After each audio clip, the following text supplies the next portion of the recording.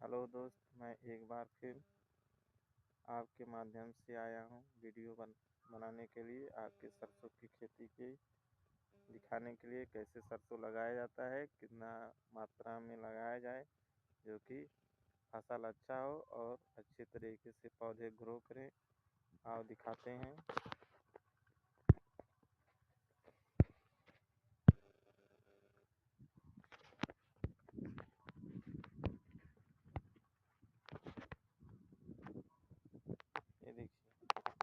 ये देखिए सरसों की खेती है जो कि बहुत अच्छा ग्रो पौधा किया है। देखिए एकदम अच्छे से पौधा अपनी जो बढ़ा एकदम अच्छा है। देखिए एकदम बहुत अच्छा ग्रो किया है, बहुत अच्छा फसल दी है सरसों ने।